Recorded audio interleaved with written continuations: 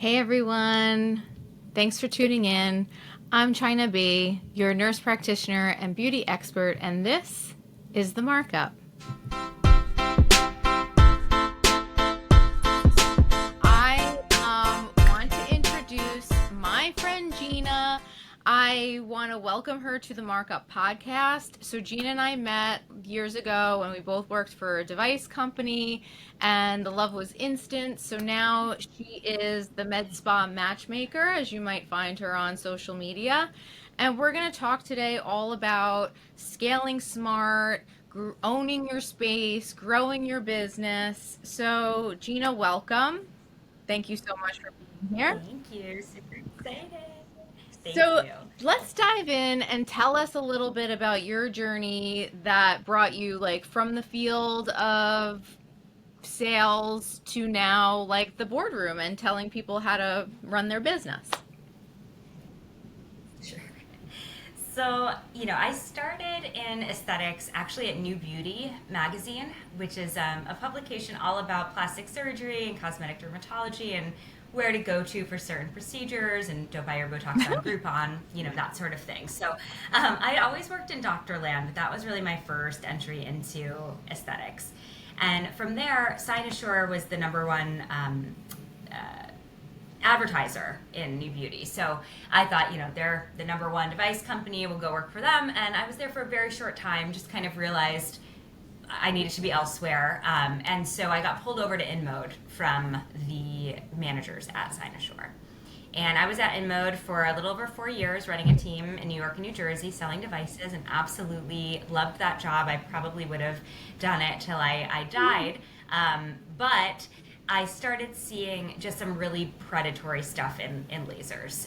One, as a woman, and I hate to play the woman card, but when you're one of 6 or 8 sales reps out of a team of 250, there is just a Yeah. different culture that after a certain amount of time, I really did not want to be a part of anymore.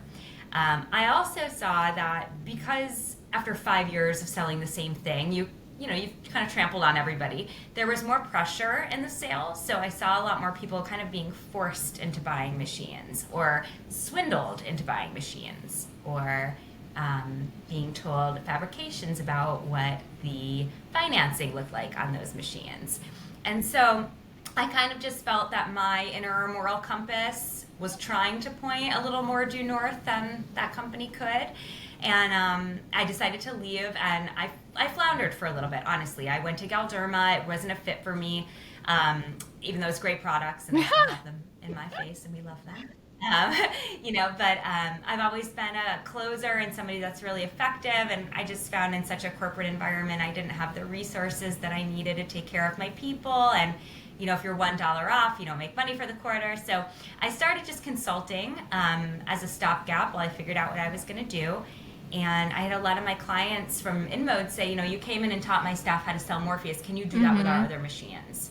I'm thinking about this device. You've been in this space, but you don't work for them anymore. What do you really think about this device, right? And it just kind of snowballed from there. So 2.5 years later, I have a team of 7. Everybody from legal to marketing to HR focused specialists. And we do everything med spa. We help people open, we help them design their space, we help them figure out what treatments they need in the office, and do a lot of sales coaching and training, a lot of hiring.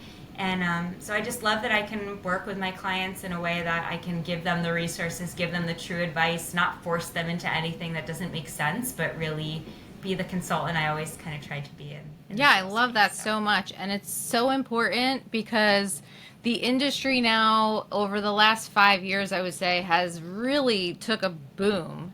And it's so important to, as someone who, is a provider of these treatments and also had a business, you can't be both. It's, like you really can't be both, and you have to be able to rely on other people that like have the expertise in the business mind to help. And I think like that's so important, and most of the people that I know that are successful have people that are helping along the way. You mentioned, like in sales you kind of get told to sell to certain people. The market gets kind of saturated. There's a new same device in every med spa. So tell me maybe something a little bit that you've learned in how to get these practices to stay successful or become successful even in a saturated market. Because sometimes my motto is always like there's enough to go for around for everybody, but how do people who are interested in like opening a med spa stay relevant or be successful when there's other ones like 5 miles down the road? For sure. You hit the nail on the head. The number of med spas has 10x since Wow. 2010, and it's doubled since Holy, 2018 even more than I here in the thought. United States. Yeah, it's wild. It's wild. And there's a few things that contributed to that. Obviously during COVID, we saw everybody that worked in a hospital want to run screaming Yeah. from that hospital experience. Then laws changed and nurse practitioners could go out on their own. And so, you have these great injectors with a following, and why would you give it away? Yeah. Like, it makes sense to me. But I think there's a misconception that med spas print money the way that they used to, because it's a lot harder. Used to be first year pretty average, as long as you have injectables and a device of some sort. Could be a microneedling pen, but just something. You could get to that 650 to 850K mark top line revenue in your first year, and that's not what I'm seeing anymore in the industry. There's just too many people clamoring over that Right. new patient. So it's a very complex answer how we stand out in this saturated market, right? One, you don't just avoid treatments because somebody else has them, because there are core things in a med spa that everybody needs.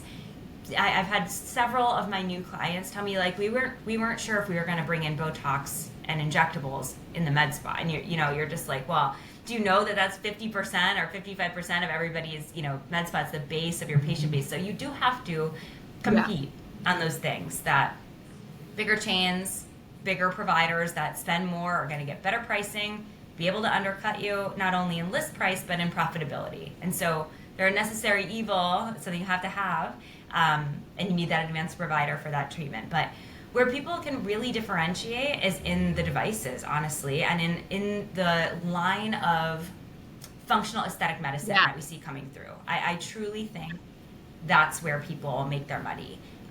If you just have the tried and true services and nothing else and no point of difference, like, why would True. anyone come to you? And that's a question I ask my people in consult. What about you is special? Why are people coming to see you? And if you can't answer that, then you also need to work on your branding and marketing and brand voice. For sure. And I think too is people sometimes forget, especially with the big boom of the med spas, like, we went from I remember back like early 2000s, no one talked about getting treatments. It was very hush hush. So it was more of like a medical procedure.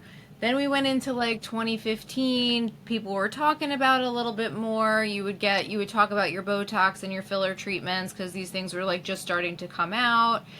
So it started slowly to enter the realm of like beauty and away from medicine. And like now I think we're kind of trying to marry the two again. I always tell my patients at the end of the day, you can go anywhere for your Botox, but like it's still a medication. I'm going to treat it as such because that's what it is. It's like not just I'm going to shove some stuff in your face and see what happens in the same pattern for everybody. So I'm thankful that it's kind of going back in this pattern where it's evolving to medicine again. So Yes. you hit the nail on the head before when you were speaking about, being one of a small percentage of women in a very male run industry. And I also come from the time, sure, like I'm going to get some feedback about what I'm about to say, but I've worked in plastic surgery and trauma and emergency for many years, which is very male dominant. Although you think it's female dominant, it's not really. It's a male dominant field where you might have females working in plastics in some way, but most of the women that you're coming across are receiving the treatments. So I want to see if you have any insight based on our industry culture, like what differences you've noticed between male-led and female-led med spas or practices. Yeah. I mean, this is a sweeping generalization, so always people on either sides. But I'm finding like there's been commoditization. I Yeah. don't know how you say that. The med spa space has Yes. become commoditized, and there are more venture capitalists and more money infusions going to these bigger chains, which are operating more like a business. We're looking at a profit and Hmm. loss sheet and omitting the things that are not maybe moving the needle as much, right? And then kind of generalizing our marketing, pooling all of our purchasing together, and it's more of a financial Hmm. approach to aesthetics. So they'll say, okay, you have this topical, it's new and exciting. What is my profit on it? Does that make sense from a training perspective? Opening up with a new company, blah, blah, blah, blah. It's more rooted, I think, in the data with male Uh-huh. owners, where female owners, I think, not only going through the aging process, the childbirth process, seeing what that does to their body, their physique, their confidence through that process, and also people that have a true passion for the industry. Not that males do not, but the males I usually work with are the owners versus the female owners are also the providers Yeah. in a lot of cases.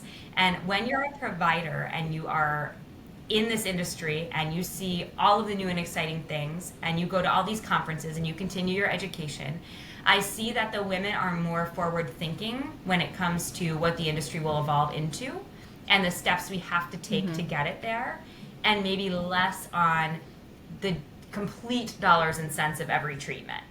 So it's not an immediate no if it's not in the top 90% of your profitability markers. So I think you're right on. Like, women make up still 80% of the aesthetics market, Yeah. even 85. And I think having that firsthand experience, not only on the seeing the people on the other end of their chair all the time and their concerns and their frustrations and their needs, but also our own as women, I think we recognize what this can do for women as a whole, this industry, and take it as our responsibility to give the best treatments, the most thorough treatments, and the best outcomes to our provider, even if that means we're not going to make as Yes. much money. I agree. And then I also think that there is a degree of, you know, as a woman, we're just genetically inclined to balance a lot of things at once. We are the Mm-hmm. ultimate multitaskers. So, you're balancing home life, you're balancing the kids, you're balancing injecting, you're balancing owning the business. So I think that as women, it's still like a very big balancing act. So, how would you say, like, what advice would you give, I should say, to a woman who's like, dabbling, thinking about opening up something and stepping in? What advice can you give someone stepping into that like power role? Yeah. Gosh, I would say get ready for this to not be a job that you can ever leave when the lights like go down at the end of the night. I think that's probably the biggest thing for my hospitalists who Ah, have yeah. transferred over into this Mm-hmm. industry.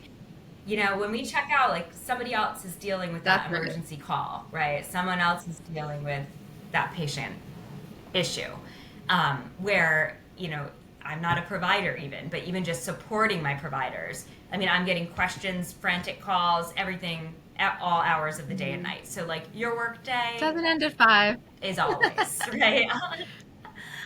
Always. Um, and I also find it's funny because we call it like mom hours, like affectionately. But things will kind of slow down between say 6 to 8, and then it picks up after 8 p.m. when everybody's put their kids to bed, made the dinner, taken care of the house, and now we can like focus on work again. So I would say expect to work more hours for sure, than you would expect.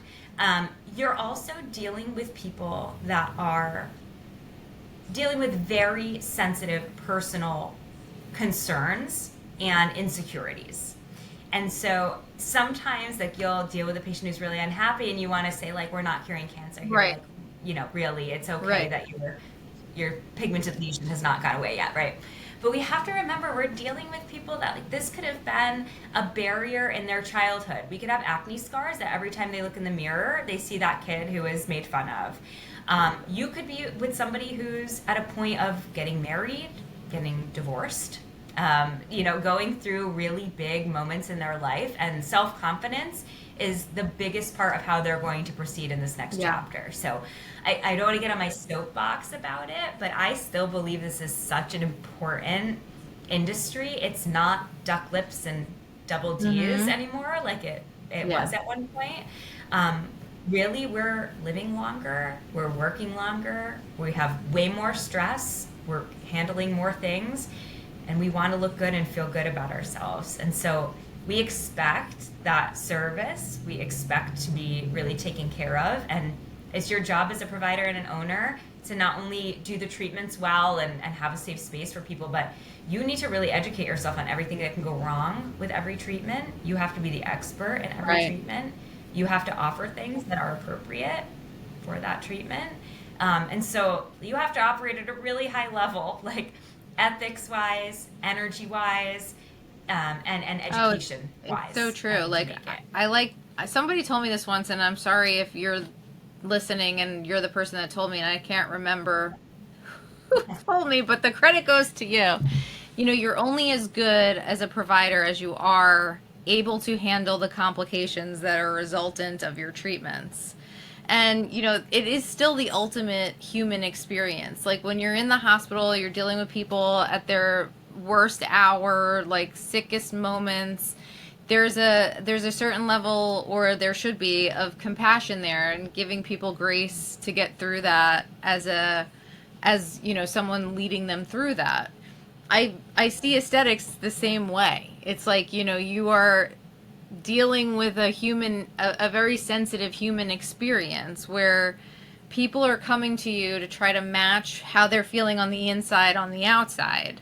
And so it's a form of self-expression. It should be a no judgment zone. And, sometimes when things don't go the way that you have planned it, and outcomes aren't always as the textbooks tell you, your patients are scared, and the ones that are calling you that, like, may come off, very annoyed or upset, a lot of the times it's fear. They're scared that something is permanent, it's not going to go away. So, a little hand holding, I think, goes a long way. One of the things I wanted to say too is, and this coming from personal experience, is when you step into like a role of a leader or a manager or an owner of a practice, that comes with the responsibility of having employees. And, Mm-hmm. it's a very fine line, and can sometimes get muted from like employee and because especially if it's a small practice, it's like you become family, you see each other all the time. But there's, unfortunately, as someone in leadership, like there has to be some boundary there of where, like, you are at the end of the day the boss. That has to be respected. And that was a difficult thing for me because I just, really like everybody and I want to be friendly, but sometimes that doesn't put you in the best position. As a consultant, this is a big Yeah. point for a lot of my practices. So when you start a business, like you grab your friends, the people you trust, Hmm. the people you worked with, whoever, and it does. Even in my role, I helped to lead a sales team for a company called Alpha Blue. They're a distributor of Hmm. aesthetic products. And I even brought some of my, best friends in the industry and best friends in life into the fold. And then it becomes, how do I discipline? How do I encourage without stepping or making this weird personally as well? So and I see a lot of like these handshake agreements there. So we don't even have employee Right. contracts sometimes because these people are so close Yeah. and friends. And So I see it go in I'm both with you. Like, directions, right? Like you could either come off as a totally. tyrant and like everyone's pissed off, like, oh, all of a sudden the power went to your head, or you're too soft. You're like, you just don't know how to do it with kid gloves. 100%. It's very hard when you know people and you trust people and you love them, and and you want to care about everybody that you work with, especially in the way that you treat your patients. If everybody's aligned and everybody's happy, you can feel that in the office for sure. But yeah, there needs to be a level of checks and balances. There needs to be oversight. There needs to be somebody lead that's assigned at the clinic that If that can't be you because you're too close to everybody, there needs to be someone else who's the Right. enforcer.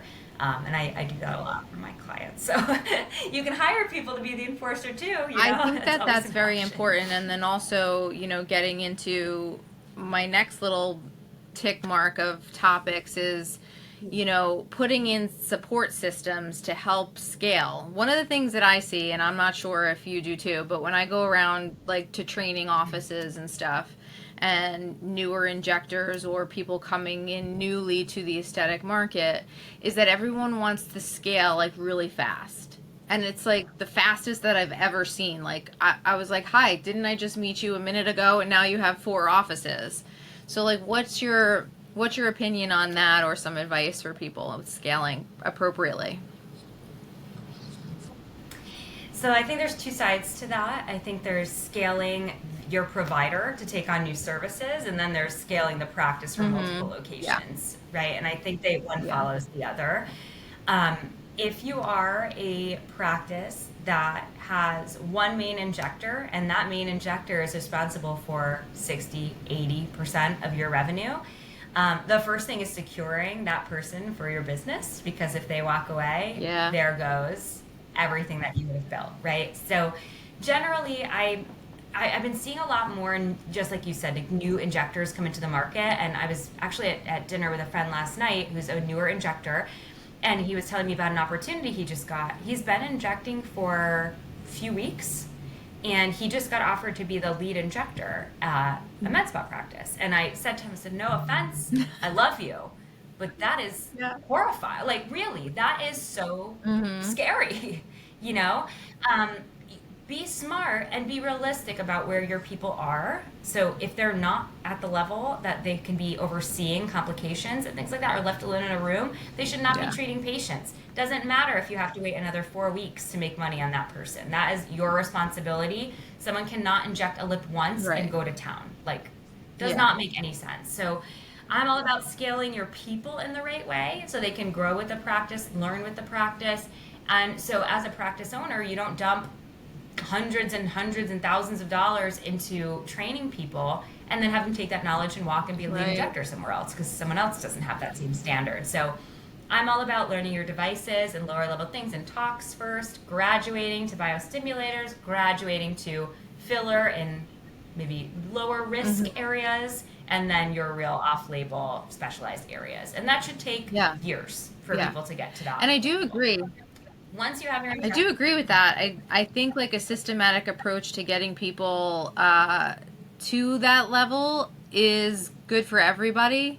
And I do think too, if you give somebody that's newer to the market too much at too fast, it can become overwhelming. And then when they're failing or not feeling successful, they get defeated. So like giving them the tools in their For sure. toolbox to be successful, but maybe just an open communication and education to them. Say, listen, we want to get you from point A to point B, but these are the steps that we're going to take to help get you there. Can be better for everybody. There's also like a lot of people just don't have the paperwork to protect them Ah, either. So you can do things like education benefits and buybacks and all of that stuff to make sure that you don't dump all this money and they go elsewhere too. Because I see that so much, and the injectors have so right. much power, and they should.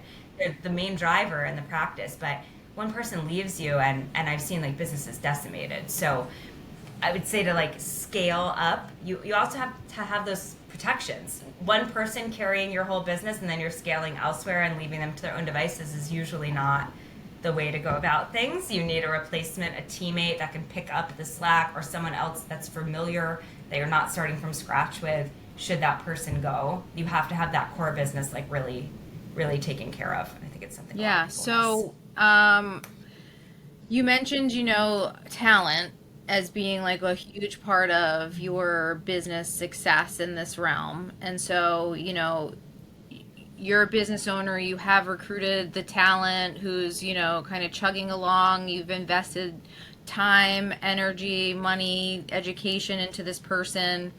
What are some steps that people should be taking to secure these people in their businesses so that they don't just walk away with a bag? Like I think that this is a topic that lots of people are missing out on because again, human experience, and humans are simple creatures. Lots of times, it's not always about money and dollar signs, and I think that that's a big misunderstatement here, is that people just think like, oh, experienced people just want money and it's about the money. I don't think that that's true. I think it has to do with like growth and feeling fulfilled and things like that. Totally agree. We're not here for our health. Like everybody needs to make a living, but at a certain point, like most of my practices are offering comparable Hmm. packages and things of that nature. So I think a lot of times it's preventing people from going out on their own necessarily and taking all of those patients with them. So on the practice side, you can protect by things like an education benefit where they sign off that if they leave within a certain period of time, at least those monies are owed. You also, in your employee guides, a non-solicitation of patients and of providers also, if you don't want them to take your staff and go for a certain amount of time in a certain Yeah. radius that is reasonable and able to be Hmm. upheld in court, which I'm seeing a lot of people in New York City do 20-mile radiuses, and that will never hold up in court. So you really need to, within reason, Right. protect your business. Um, but yeah, I think it's about knowing your people individually. So I think not enough practices will do check-ins with people to understand what are your goals. Do you want to become a Galderma trainer or an Allergan trainer? Do you want to take it a step further and learn these off-label areas? Do you want to bring in new services or a new device, or become an ambassador for one of these companies? And how can I help Mm. get you there? Right? When your provider is a big name, that only draws attention to your Right. practice. And if you teach someone to be the trainer for all new injectors, I mean, just imagine how you can use that person in scaling your business also. It just makes so much sense. So yeah, I would be looking at, lifestyle. Is it better for you handling a family to go down to 3 long days a week? Do you need more vacation? Do you need a new piece of technology? Like, how can we make you happy here, and where do you see the business going, and how should we get there? Should be a conversation you have at least twice a year with your top Yeah, people, like at least. empowering people, And then you can really giving choose. them some like skin in the game and empowerment and room for growth. And at the end of the day, I think people that go into this are nerdy science people, but also have an artistic, creative mind to them, because it's what we do in this industry is a mix of both. So I think that there is always, I think having that conversation, like you said, stimulates the creative gears and gets you thinking, and then people feel fulfilled and happy in where they are. On that note, some of the things that we talked about is like how to the power of mentorship, collaboration, and like choosing the right partners. Yeah. What advice do you have as far as, I know we touched on this, but basically what I'm saying is sometimes when you think about going into a business with someone, it can be more of a commitment than a marriage. So, like going into business with your Yeah. bestie may not always be the best idea. Yeah. Yeah. Look, um, it's really hard to predict how people are going to act in really high stress Yeah. situations. So I learned this the hard way. I opened up a practice in New Jersey, and we had a really bad business partner decision. And from that, I learn and I preach um, the importance of coming, just like a prenuptial agreement, coming to an agreement on all things. Who owns what? Whose duties are what? How much are we putting in, or who's doing sweat equity, and what does that look like? And if this does not work, how do we get out of it? And how is that all of this divided? Is so important up front. I think the industry's really changed, and I would tell people, maybe you got to hold on 6 months or 8 months before you start making money. Before now, it's a year and a half, I would say, before you are taking a paycheck. Anything you have is going to go towards paying your commissions, paying your device leases, all of your marketing that you have to do at the beginning. I mean, you should be net neutral in a best case scenario for the first year and a half. So I would say you need to have those hard conversations up front. You're setting up a joint bank account for visibility. Not one person is handling the money. I mean, you have to have two sets of eyes on everything. And you guys don't know what you don't know. So unless two people have owned med spas together before, they don't know how they're going to act together, and they don't know the challenges they're going to come up against.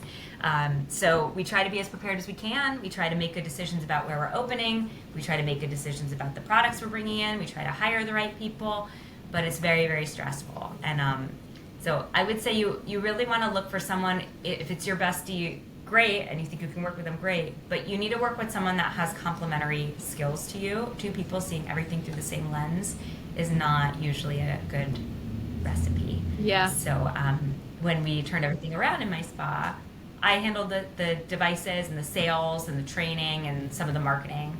I have a clinician who handles all of the peptides, everything we bring in, does all of the clinical education.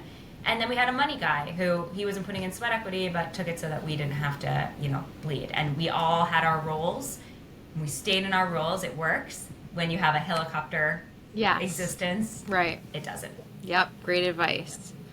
Okay, how about branding, which is very, very difficult, I find. And I mean, I think I'm trying to do a good job with my branding, but, I think that branding is very important, and brand recognition is something I think that happens for people without even realizing it. So what little tips do you have of building a brand that feels good for people, that doesn't just look good?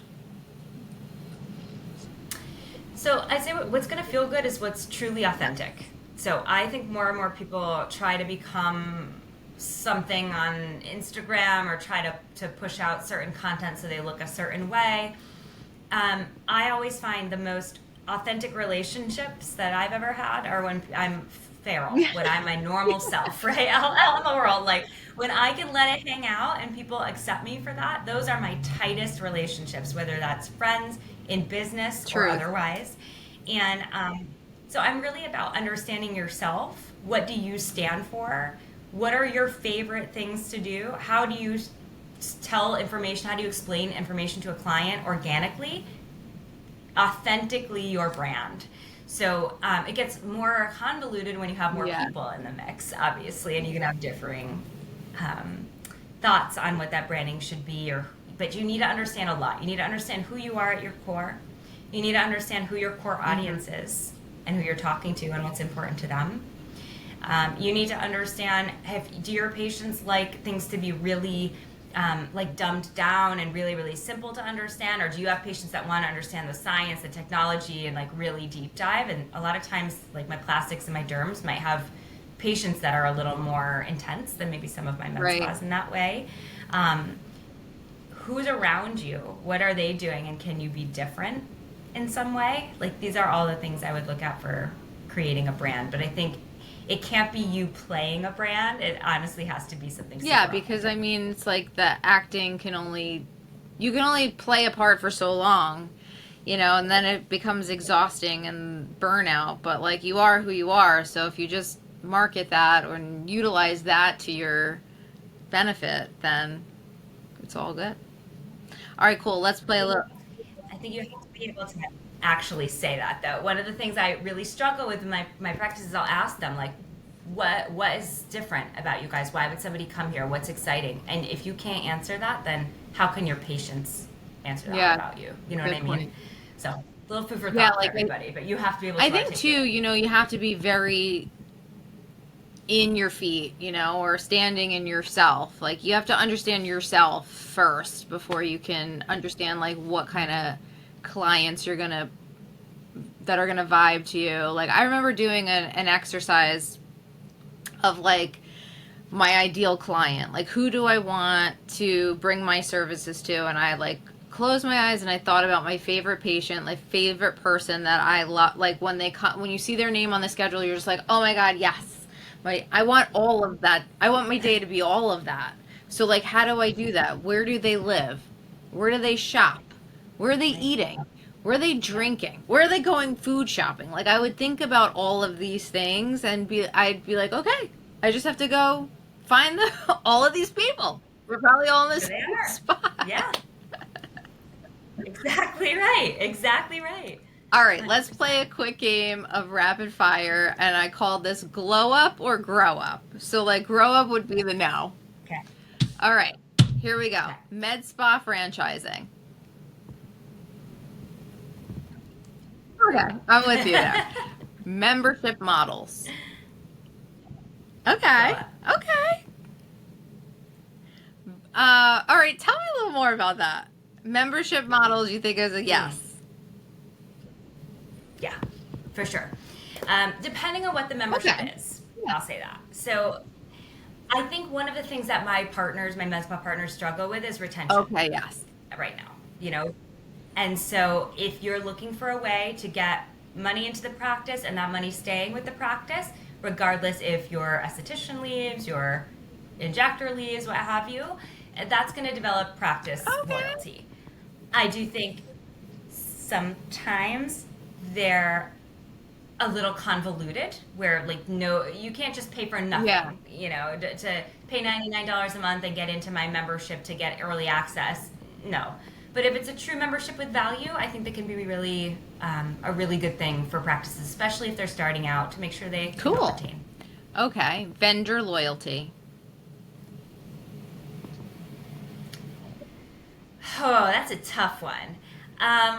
I'm going to say grow up because I think it's been a little Me predatory too. I mean, lately. I for think sure. I feel like when you pool your money someplace and you spend with a brand, you should get incentives. That part I'm cool with. And even on the patient loyalty side, you want to use the same type of toxin and get a little money back. Love Mhm. that for you. I tend to use the same brands over and over again if I like them, and I love them too. But I think some of the big companies right now are becoming quite predatory, raising prices for people that are just starting with them, not really doing anything to grow the portfolio, but making those achievements harder and harder and harder.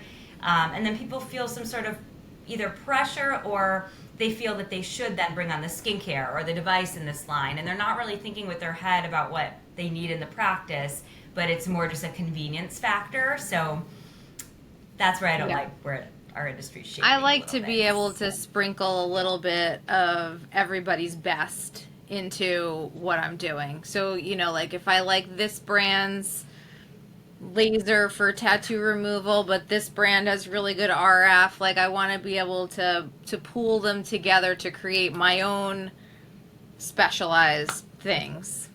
Okay. Hiring friends.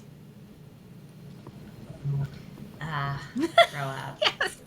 I'm Can't with do you. it. I Can't know. do it. It's It's hard. so hard, but I think in the long run, it keeps your friends your friends. Branding on a budget. Ah, grow up. We have to spend money on marketing. It is a line in every major company. Coke and Pepsi Yeah. spend millions of dollars, and everyone knows who that is. It has to be a part of your strategy. All right. So final closing vibes. Okay. Quick advice for med spa owners who are ready to grow but don't know where to start. How do they find you? Sure. Well, you can definitely find me on social media at medspa_matchmaker on Instagram, or on my website, www.themedspammatchmaker.com. And from there, I can book a complimentary consultation. So if you have certain things you want to talk through, I'm happy to give some high level advice, and then we can talk about working together more closely. Otherwise, I would say a more educated practice always makes better decisions. So the more you can invest in yourself, in marketing, in business classes for yourself, shadowing other people in the industry that you really admire, you'd be surprised about how many people will just give you advice and be open to sharing their story. This is a very collaborative industry. It is. There's some mean girls always. But I think at the core, we're all here to help patients. We're all here to learn, look better, feel better. It's such a positive and empowering industry. I would really love to see that a little more on the, like, every day, us supporting each other's side. For sure. And start slow. I would say you need to have a budget and make sure you can afford things, but we don't need to spend $250,000 on a laser in the first month of opening. And I think it's important that you grow at your pace in an organic way. And then the last thought is why you think this industry is just getting started, and especially for those who are willing to think big. Yeah. So I think there's so much evidence of how this industry is growing. Just looking at the technology, and I've come from lasers in general, right? So when we first got our Ruby lasers in like 1990, I think it was, that thing was the size of a rocket ship that sounded like something was about to take off in the office, right? We have these huge pieces of technology that do like one thing, right? And now we have little handheld devices that infuse products and these really high-tech ways to tighten skin and excise fat and do all this stuff without excising tissue, right? So I think from the AI tech perspective alone, 10 years we're going to be able to step into something that looks like a tanning bed and like program what we want. I really feel like, right? Just like the future of customization is here. And I've been fortunate through my role at Alpha Blue to go to Seoul over the last year, and seeing what they're doing in Korea, the way their practices operate, the futuristic way they work, and how they address like wound healing and complications, I think is just so exciting that I can't wait for the tech and the improvements and advancements that we're going to have in this space, just like in all of medicine. But I think people are a little more motivated here to really take the next step in anti-aging.